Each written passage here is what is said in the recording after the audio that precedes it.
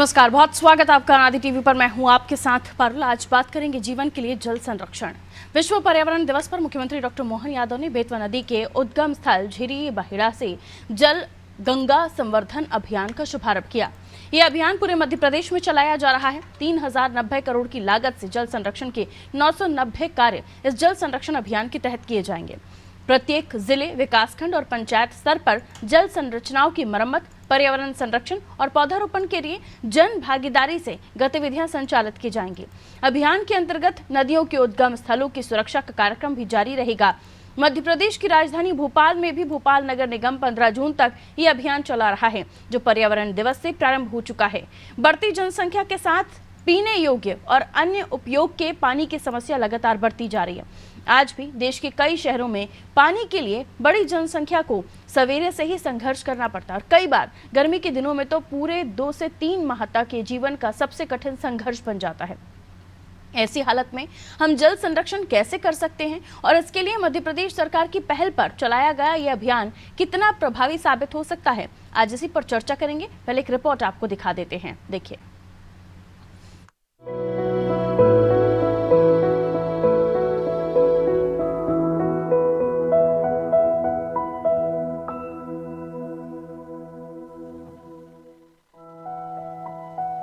पर्यावरण दिवस से लेकर 15 जून तक पूरे मध्य प्रदेश में जल संरक्षण अभियान चलाया जा रहा है। इसका शुभारंभ मध्य प्रदेश के मुख्यमंत्री डॉक्टर मोहन यादव ने किया है। इस अभियान को नाम दिया गया है जल गंगा संवर्धन अभियान।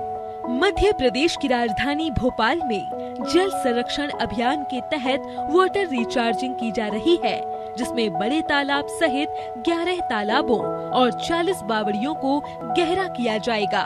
यह अभियान नगर निगम चला रहा है और इसमें 3 करोड़ 70 लाख रुपए खर्च करने की योजना है। इसको नाम दिया गया है जल गंगा संवर्धन अभियान, जिसमें तालाबों से जल कुंभी निकाली जाएगी, गाद निकाली जाएगी, साफ सफाई होगी और इसके लिए जिम्मेदारी भी तय की जाएगी। दूसरी तरफ ग्राउंड वाटर को भी रिचार्ज किया जाएगा। आज के दौर की सच्चाई को देखें तो देश में हर जगह इन प्रयासों की आवश्यकता है।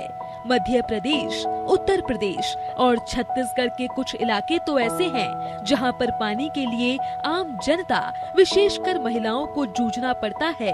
खास बात ये है कि इन क्षेत्रों में वर्षा जल पर्याप्त गिरता है, लेकिन वाटर रिचार्जिंग और जल संरक्षण के अभाव में यह पानी व्यर्थ चला जाता है। इसलिए अब यह आवश्यक हो गया है कि जिन इलाकों में पानी की कमी है, वहां एक तरफ तो जल संरक्षण पर ध्यान दिया जाए और दूसरी तरफ वाटर रिचार्जिंग भी की जाए। जल संरक्षण का सीधा सीधा सिद्धांत ये है कि जल की एक बूंद को भी बर्बाद नहीं होने दिया जाए। दैनिक कामकाज में जितना पानी लगता है उतना ही उपयोग किया जाए, व्यर्थ पानी बहाया न जाए। पानी के मैनेजमेंट पर और वितरण पर विशेष ध्यान दिया जाए। जो लोग पानी बर्बाद कर रहे हैं उन पर कानूनी कार्रवाई भी की जाए। जल संरक्षण का यह प्रयास आने वाले दिनों में पानी की समस्या को बहुत हद तक कम कर सकता है। और दूसरा सबसे महत्वपूर्ण तथ्य है कि बारिश का जो अनमोल जल जमीन पर गिर रहा है, उसको अधिक से अधिक बचा कर रखा जाए। इस पानी को एक तरफ तो स्टोर किया जा सकता है और दूसरी तरफ वाटर रिचार्जिंग की जा सकती है, यानी धरती के अंदर इस पानी को भेजकर भविष्य के लिए संभाल कर रखा जा सकता है। दूसरी तरफ छोटे छोटे तालाब, स्टॉप डैम और भी अन्य तरह के निर्माण करके बारिश के पानी को रोककर सिंचाई और पीने के लिए पानी बचाया जा सकता है। भोपाल नगर निगम का प्रयास सराहनीय है, लेकिन देश के हर कोने में ऐसे प्रयासों की आवश्यकता है। अभी भी देश के अधिकांश हिस्सों में भरपूर पानी गिरता है। जरूरत है उस पानी को एकत्र करने और उससे भी ज्यादा जरूरत है जो पानी हमारे पास उपलब्ध है उसके संरक्षण की।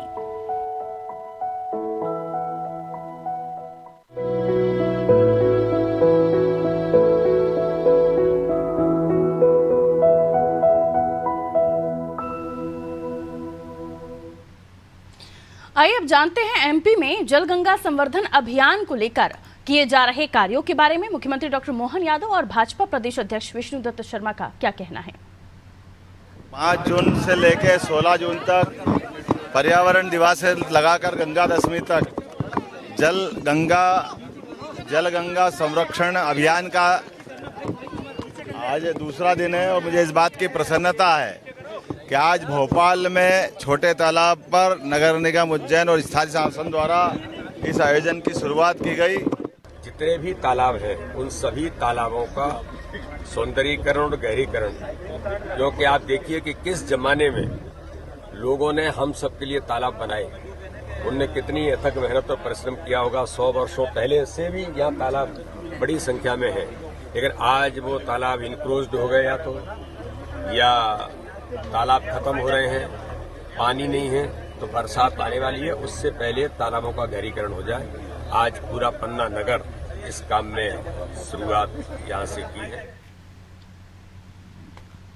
तो देखिए, जल संरक्षण, जल कितना आवश्यक है मानव जीवन के लिए, इस धरा के लिए, हम सभी जानते हैं और इसको लेकर अलग अलग प्रयास शुरू हो गए हैं। मध्य प्रदेश की हम बात करें तो मध्य प्रदेश में भी अलग अलग तरह के प्रयास हो रहे हैं और कार्यक्रम भी हो रहे हैं जल संरक्षण के लिए। अभी आपने सुना मुख्यमंत्री डॉक्टर मोहन यादव को, वी.डी. शर्मा साहब को, उन्होंने भी किस तरीके से जल को सहेजने की बात की है और ये कितना महत्वपूर्ण है, कितना ज़रूरी है, कितने प्रयास जो किए जा रहे हैं वो कितने काफ़ी हैं, क्योंकि एक बड़ी आबादी है हमारे देश में और उतनी आबादी के साथ जल स्रोत भी उसी तेज़ी से सूख रहे हैं, इसलिए चर्चा करना ज़रूरी हो जाता है। हमारे साथ जो मेहमान जुड़े हुए हैं उनसे आपका परिचय करा देती हूँ। हमारे साथ अशोक मेहता जी जुड़े हुए हैं, पर्यावरणविद हैं आप। अभिलाष मिश्रा जी, अतिरिक्त कमिश्नर नगर निगम, और साथ ही प्रभु पटेरिया जी हमारे एसोसिएट एडिटर हैं। दुर्गेश भी हमारे साथ जुड़ रहे हैं। दुर्गेश से पहले हम जान लेंगे कि जो कार्यक्रम किए जा रहे हैं जल संरक्षण को लेकर और जो मिशन मोड पर काम किया जा रहा है, खासतौर पर जल संरक्षण को लेकर जो मध्य प्रदेश में भी प्रयास किए जा रहे हैं, इसके बारे में क्या बताएंगे, किस तरीके से काम करेगा और आगे भविष्य में किस तरीके से लाभकारी होगा। दुर्गेश जी। जो जल संवर्धन एवं संरक्षण अभियान के तहत ये जो नमामि गंगे अभियान के तहत ये जो कार्यक्रम शुरू हुआ है, कार्यक्रम की शुरुआत कल मुख्यमंत्री डॉक्टर मोहन यादव ने रायसेन के झिरी बहेड़ा से जो बेतवा नदी का उद्गम स्थल है वहां से किया था। अगर बात करें पारुल, तो पूरे ये जो कार्यक्रम चलाया जाएगा पूरे प्रदेश भर में चलाया जाएगा और 16 जून तक गंगा दशमी के दिन ये पूरे कार्यक्रम को चलाया जाएगा। इस कार्यक्रम के जरिए प्रदेश की सभी महत्वपूर्ण नदियां और जो कुएं हैं, बावड़ियां हैं, जो जल स्रोत हैं, चाहे जो भी जल स्रोत हो, उन जल स्रोतों का संरक्षण, उन जल स्रोतों की साफ सफाई और खास तौर पर जो जल स्रोत अतिक्रमण की जद में है उनको अतिक्रमण मुक्त बनाने के साथ ही उनके आसपास और किनारों में वृक्षारोपण का कार्यक्रम किया जाएगा। इसके साथ ही जिस तरीके से वृक्षों की कटाई हुई है और प्रकृति का संतुलन बिगड़ा है, इसके कहीं न कहीं मानसून पर भी असर पड़ा है। यही वजह रही कि अब पर्यावरण को बचाने के लिए प्रदेश सरकार पूरी तरीके से कटिबद्ध नजर आ रही है और पूरे प्रदेश भर में ये जो कार्यक्रम चलेगा लगभग 16 तारीख तक चलेगा। और कार्यक्रम की शुरुआत में आज डॉक्टर मोहन यादव भोपाल के छोटा तालाब में भी कार्यक्रम कर रहे थे और भोपाल नगर निगम की पारुल बात करें तो भोपाल नगर निगम भी 3 करोड़ 80 लाख रुपए की लागत से यहाँ के जो 71 जल स्रोत हैं, 13 जो तालाब हैं, झीलों का शहर कहा जाता है भोपाल को, तो 13 जो तालाब हैं उन तालाबों का, उसके साथ ही जो कुएं और बावड़ियां हैं उन बावड़ियों की साफ सफाई, उनके साथ ही आसपास वृक्षारोपण और उसके साथ ही जिस तरीके से रंग रोगन और सौंदर्यीकरण का कार्य होना है उस कार्य को किया जाएगा। इसके साथ ही पारुल अगर बताऊं आपको तो नगर निगम ने बाकायदा इसके लिए आउटसोर्स से जो कर्मचारी हैं, मजदूर हैं, उनको भी बुलाया है। उसके साथ ही 10 जो मशीनें हैं तालाबों को साफ करने के लिए, उनको मशीनों को भी आउटसोर्स के जरिए लिया है और मशीनों के लिए भी 20 लाख रुपए की खर्च कर रहे हैं और 400 नगर निगम के कर्मचारी रोजाना इस अभियान में जुटेंगे और पूरी तरीके से नदियों को साफ सफाई करेंगे और उसके साथ ही नदियों के किनारे जो जलधारा के साथ ही दंतों के कटाव को रोकते हैं। बिल्कुल, लौटूंगी आपके पास। प्रभु सर भी हमारे साथ जुड़े हुए हैं और अतिरिक्त कमिश्नर नगर निगम से अभिलाष मिश्रा जी भी हमारे साथ जुड़े हुए हैं, अशोक मेहता जी भी हमारे साथ जुड़े हुए हैं। प्रभु सर, आपसे मैं इस बारे में आपका विश्लेषण जानना चाहूँगी। इसके बाद अभिलाष जी के पास जाते हैं कि तमाम प्रयास किए जा रहे हैं, बहुत समय के बाद हम देख रहे हैं इस तरह की तेज़ी और सख्ती भी दिखाई दे रही है कि इस तरह के कार्यक्रम हो रहे हैं और जल को सहेजने के लिए अब मिशन मोड पर काम किया जा रहा है, लेकिन मध्य प्रदेश की बात है सर। देखिए पारुल, जो अभी दुर्गेश भोपाल की बात बता रहे थे, तो शुरुआत में वहीं से करता हूँ। मुख्यमंत्री मोहन यादव जी ने बहुत अच्छा अभियान शुरू किया है। जी। उम्मीद की जानी चाहिए कि अभियान जैसा मुख्यमंत्री जी की मंशा है, हर साल चलेगा। और निश्चित तौर पर ये 15-16 दिन का अभियान उस दिशा में खासा महत्वपूर्ण है। इस अभियान की जो मूल विशेषता है वो ये है कि मध्य प्रदेश में 220 से ज्यादा नदियां हैं, छोटी बड़ी नदियां हैं, जिनके उद्गम स्थल पर ही प्रदूषण हो गया है। उद्गम स्थल पर पेड़ काट दिए गए हैं वहां पर, तो उनका नदियों का स्रोत कम हो गया है। तो उनके उद्गम स्थल पर पौधे लगाए जाएं, पेड़ लगाए जाएं, और ऐसे पेड़ लगाए जाएं जो फलदार भी हों, जो जंगल में आसानी से रुक सकते हैं। ऐसे पेड़ लगाने के क्रम जो है कल मुख्यमंत्री ने शुरू किया था। कल 108 पेड़ लगे थे। 5 करोड़ से ज्यादा पेड़ ऐसे जगह लगाने हैं। रोज ये कार्यक्रम पूरे प्रदेश में चलना है। अब बात जो भोपाल की जा रही है, भोपाल वाकई में झीलों का शहर है। पानी की बहुत अच्छी संरचनाएं यहाँ पे मौजूद है। लेकिन हमने देखा है 20-25 साल का ही यदि मैं अपना देखा बता दूं, तो जब जल संकट होता है जिस साल, उस साल नगर निगम जो है जल स्रोतों की और सफाई का अभियान चलाता है। कुएं बावड़ी साफ करने का अभियान चलाता है। बावड़ियां खोजी जाती हैं, कुओं का अतिक्रमण हटाया जाता है। एक पार्षद तो यहाँ ऐसे थे जिनने ही पुरानी बावड़ी पे अतिक्रमण कर रखा था, उसको हटाया किया था। लेकिन जैसे ही, क्योंकि हर 5-6 साल बाद एक बार पानी की कमी होती है, जैसे ही पानी की कमी का मौसम जाता है या मानसून अच्छा आता है, नगर निगम उस चीजों को भूल जाता है। जब भोपाल में बाढ़ आती है तो नगर निगम एक एक नाले की सफाई करता है बहुत गंभीरता से। अभिलाष जी हैं तो शायद वो भी समझेंगे इस बात को। और जैसे ही मौसम यदि बाढ़ नहीं आती है तो फिर नगर निगम उस काम को केवल हल्के तौर पर लेता है। बहुत वैसी गंभीरता से काम नहीं किया जाता। तो ये तो सरकारी स्तर का काम है, लेकिन जनता की जागरूकता की जो बात है वो इस अभियान की सबसे बड़ी विशेषता है जो मुख्यमंत्री ने शुरू की है। नगरीय निकायों में, पंचायत ग्रामीण विकास विभाग के तहत ग्रामीण क्षेत्रों में सभी जगह ये अभियान चल रहा है। तो जहां पर भी तालाब है, जहां भी बावड़ी है, जहां भी कुएं हैं और जहां पर भी नदियों का उद्गम स्थल है, तो उसके संरक्षण का काम होना ये बड़ी इस अभियान की बहुत अच्छी बात है। और मुझे लगता है कि ये अभियान हर साल कम से कम जैसे अभी मंशा जाहिर की गई है चलता रहेगा। अभिलाष जी हमारे साथ जुड़े हुए हैं। अभिलाष जी, आप क्या कहेंगे प्रभु सर की बातों पे? क्योंकि ये तो सच है कि जब हम देखते हैं कि कभी परेशानी आती है तो फिर सफाई अभियान भी शुरू हो जाता है और जल संरक्षण की बात भी कही जा रही है, लेकिन आप रूटीन में ऐसी कार्रवाई को लेकर क्या कहना चाहेंगे? देखें, जल संवर्धन एक ऐसा विषय है, आई थिंक उसमें हम सभी, हुकूमत कोई नहीं हो सकता। सभी को पता है कि जो हमारा यूसेज बढ़ रहा है, जो हमारे जो रिसोर्सेज जिस तरीके से यूटिलाइज करने हैं उसमें चेंज आया है। तो हमें सभी को प्रयास करना चाहिए कि हमारा जो वाटर लेवल है, जो नेचुरल सोर्सेज हैं, वो ज्यादा से ज्यादा जीवित रहें, अच्छे से रहें, ताकि हम अपनी जो नीड्स हैं उसके लिए पर्याप्त दे सकें और बाकी भी जो इन्वायरमेंटल फंक्शंस हैं वो भी होते रहें। ऐसा नहीं है, इसमें हमेशा आपको पता ही है, जैसे मैं इंदौर नगर निगम का बता सकता हूँ कि इंदौर नगर निगम ने पिछले 2 वर्ष पहले इसमें पूरा एक अवार्ड लिया है। बहुत व्यापक स्तर पर यहाँ रेन जल शक्ति अभियान की मैं बात कर रहा हूँ, जब चला था केंद्र सरकार की ओर से। और रेन वाटर हार्वेस्टिंग स्ट्रक्चर्स करीबन 1 लाख के ऊपर बना के उसमें कीर्तिमान स्थापित किया था। इस वर्ष भी नमामि गंगे अभियान, और यहाँ पे हम लोग पहले से एक इंदौर नगर निगम एक वंदे जलम अभियान पे चला रहा था। जहां पे भी शहरों में कहीं जल जमाव की स्थिति थी, उसमें हम लोग ऑलरेडी सर्वे करा के करीबन 200 पॉइंट्स आइडेंटिफाई कर चुके हैं, जहां पे हम रिचार्ज शाफ्ट बना रहे हैं ताकि पानी सीधे नीचे उतर जाए जमीन में और एक्विफर्स हमारे वाटर के रिचार्ज हो जाएं और वो जल जो वाटर टेबल है वो बढ़े। तो इसके लिए हम लोग ने 200 पॉइंट्स करीबन आइडेंटिफाई कर रखे हैं। और आपको जान के खुशी होगी, दर्शकों को भी जान के खुशी होगी कि 51 पे तो हम लोग ने काम जी लगभग 200 जगह। तो इससे दोनों जगह फायदा होता है। एक तो जो जल भराव रहता है वो भी कम दिखता है, और दूसरा क्या है कि वो सीधे रिचार्ज हो जाता है, एक्विफर रिचार्ज हो जाता है। और अगेन जो यहाँ पे इंदौर में इस अभियान के तहत हम लोग ने भी कल से ही इसको प्रारंभ कर दिया है। यहाँ पे तमाम जनप्रतिनिधियों के सानिध्य में इस कार्यक्रम को यहाँ शुरुआत कर दिया गया है और सभी लोगों ने इसमें बढ़ चढ़ के हिस्सा लिया है। इंदौर आपको पता है होलकर डायनेस्टी के समय से इसको यहाँ पे बावड़ियों का शहर भी कहा जाता है। तो यहाँ पे तमाम जो कुएं और बावड़ियां हैं उनकी सफाई में हम लोग लग गए हैं। और हमें सबसे बड़ी बात है कि जैसा कि माननीय मुख्यमंत्री जी के प्रयासों से दिख रहा है, हम लोग ये कैंपेन तभी सक्सेसफुल हो सकता है जब इसमें जन भागीदारी करें। तो मॉर्निंग से ही लेके सुबह से जब हमारी एनजीओ की टीम कचरा गाड़ी लेके जाती है तो घर घर वो पार्क्स में, गार्डन्स में लोगों को इकट्ठा करके इसमें एक छोटा कन्वर्सेशन भी करते हैं, लोगों को चीजें बताते हैं कि क्या क्या कर सकते हैं। और फिर उनको अपने हम लोग इंदौर 311 ऐप के माध्यम से भी जोड़ते हैं कि अगर टेक्निकल गाइडेंस चाहिए कि क्या चीज कैसे करना है। और कुएं बावड़ियों वगैरह में भी हम लोग सब लोगों को साथ में ले जाके जन भागीदारी से उसकी सफाई करते हैं।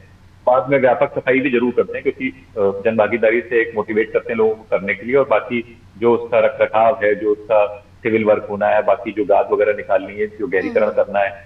आपको ये भी बता दूं कि जो इंदौर शहर के अंदर जो 27 तालाब हैं और उनके जो रिचार्जिंग लाइन्स हैं, जो बहुत समय से उस पर शायद जो जितनी आवश्यकता थी उस तरह से काम इस बार हम लोग ने उसको किया है और पूरे चैनल्स को क्लीनिंग किया है, ताकि जो आवक है पानी की वो शहर में बढ़ सके और जो तालाब है जो अपनी पूर्ण क्षमता से भरे रहे। तो ये सारे प्रयासों से ही मिलकर जो जल स्तर है उतना बढ़ा पाएंगे और आने वाले समय जो जल की अगर समस्या है तो उसको कम से कम कर पाएंगे। बिल्कुल। अभिलाष जी, अगर आप रह सके हमारे साथ इस कार्यक्रम में तो बहुत बेहतर होगा, क्योंकि मैं अब पारुल जी एक छोटा सा सवाल अभिलाष जी से कर लेते हैं। अभिलाष जी, इंदौर हर मामले में नंबर 1 है, सफाई के मामले में नंबर 1 है। यदि हम राजनीतिक तौर पर देखें तो इस बार जो है पूरे देश में सबसे ज्यादा वोटों से जिताने वाला शहर है इंदौर। आपने बहुत अच्छा बताया इंदौर में जो जल भराव की समस्या को दूर करने के आपने प्रयास किए, लेकिन इंदौर की एक जो नदी है, खान नदी, वो छिपरा को भी प्रदूषित करती है। उसको पूरी तरह साफ करने का आप लोगों ने कोई लक्ष्य निर्धारित किया है? कब तक उसको पूरा कर लेगा इंदौर नगर में? देखें, उसके लिए लगातार हम लोग ने यहाँ पे पहले भी अच्छे से यहाँ पे काम किया हुआ है। जगह जगह पे नाले को टैप करके क्लोज किया गया है ताकि किसी तरीके से नदी प्रदूषित ना हो। बट जैसे जैसे अपनी जो रिक्वायरमेंट्स हम लोग ने उसको और असेस किया। अभी आपको पता जान के अच्छा लगेगा कि नमामि गंगे मिशन के तहत भी हम शहर में अपनी जो सीवेज ट्रीटमेंट प्लांट है उसकी कैपेसिटी बढ़ाने के लिए हम ऑलरेडी इसके लिए टेंडर कर चुके हैं और वो हमारा सैंक्शनिंग स्टेज पे है। तो उसके बाद जो इंदौर की कैपेसिटी है अपने सीवेज को ट्रीट करने के लिए, वो आने वाले सालों के अनुरूप हो जाएगी। और मुझे ऐसा लगता है कि जितनी भी नदियां हैं उसको हमने लक्ष्य जो रखा है कि अगले सिंहस्थ के पहले पहले अगर थोड़ी बहुत भी जो संभावनाएं बची होंगी उसको भी हम पूर्ण करके पूरी तरह से क्लीन कर लेंगे। बिल्कुल। प्रभु सर, कुछ और पूछना चाहेंगे?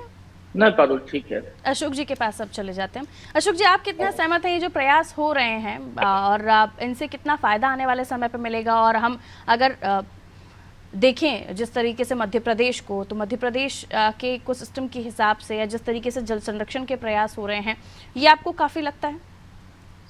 जी बिल्कुल, ये जो प्रयास हो रहे हैं ये बहुत अच्छे हो रहे हैं और ये होने ही चाहिए थे। बस फर्क इतना सा पड़ा है कि जब मुझे भूख लग रही तब मैं आटा पिसाने जा रहा हूँ। जी। ये प्रयास जनवरी से शुरू हो जाना चाहिए। बरसात सिर पे है, आप इतने शॉर्ट टाइम में पूरा ये नहीं कर सकते।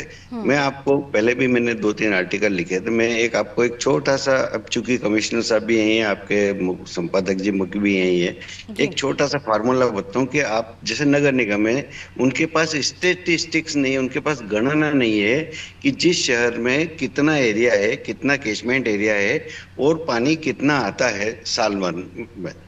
वो यदि गणना यदि रख ले प्रॉपर तो आपकी कोई कठिनाई नहीं होगी। अब आपके पास यदि ये गणना आ गई कि हमारे पास इतना पानी आता है पूरे एरिया में, उसमें से हम कितना स्टोर कर पा रहे हैं वो एक आप ध्यान रखें। खाली 23 तालाब से कुछ नहीं होना। 30 लाख की आबादी इंदौर की उदाहरण यदि लें तो। अब इसके अलावा फिर आप यहाँ पे रहने वालों के लिए पानी, पेड़ पौधों के लिए पानी, इंडस्ट्री के लिए पानी और खेती के लिए पानी, ये एक गणना निकाल के रखें। तब आपको मालूम पड़ेगा कि जो बरसात का पानी एकत्रित हो रहे हैं उसमें हम कहाँ कमी कर पा रहे हैं, हम उतना पानी क्यों नहीं एकत्रित पा रहे हैं जितनी हमको जरूरत पड़ रही है।